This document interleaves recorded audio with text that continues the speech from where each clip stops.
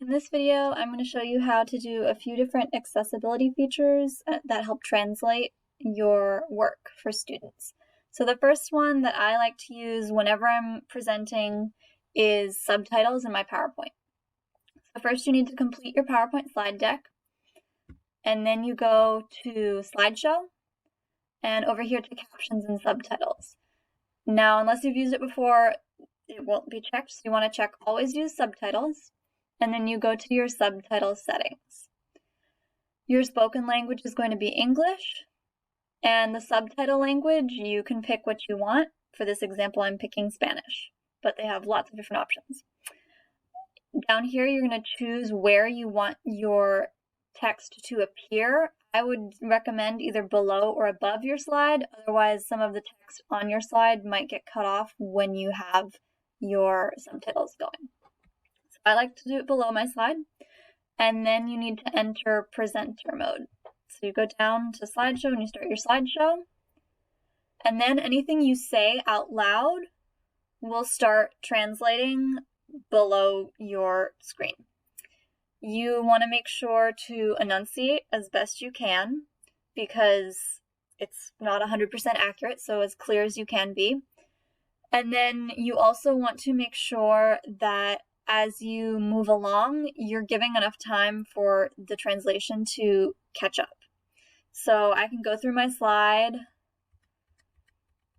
and then as I move along, my translations are going to come with me, but I need to remember that if I'm recording this as a video, I need to pause before I end the recording so that the translation can have time to catch up with my recording. But that's one way to present either live or in video form where you get an automatic translation below your screen. It doesn't translate the text on the screen, but if you're reading something off of it, it'll translate it right there for you. Another option to use is in OneNote. So OneNote has an immersive reader feature. It only works on the online version of your OneNote notebooks. So if you have the app downloaded on your computer, you need to use the online version.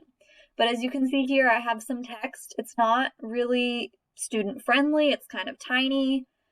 Instead of me taking the time to enlarge my font and space things out differently, I can just type it.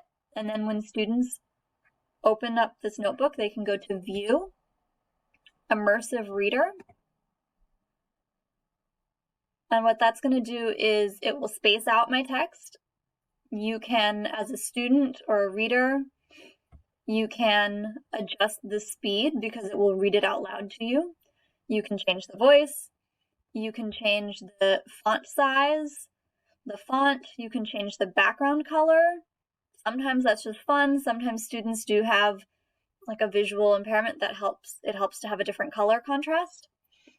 If you are an ELA teacher, you might want to highlight different parts of speech for students.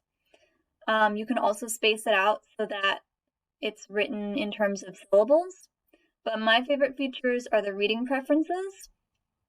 If you have a student that you want them to just focus on one line at a time, that can help focus them so they're not worried about the whole paragraph. I would always enable the picture dictionary, and then what I like to do is choose a translation language. And again, I'm going to use Spanish as my example here. I like to do it by word. I don't want the whole document translated, but that's up to you. So then I don't think you'll be able to hear this because Screencast doesn't always allow computer audio to come through. But when I click play, it's going to start reading for me from wherever I had clicked beforehand. So it will read it out loud to me. And if I'm a student and I say, I don't really know what this word identifying is, I can listen to it again in English. I can listen to it in my translated language. And then with the picture dictionary enabled, most words will also have a picture available to help that translation. Those are just two of the features that I like to use with my English learners, and I hope that helps.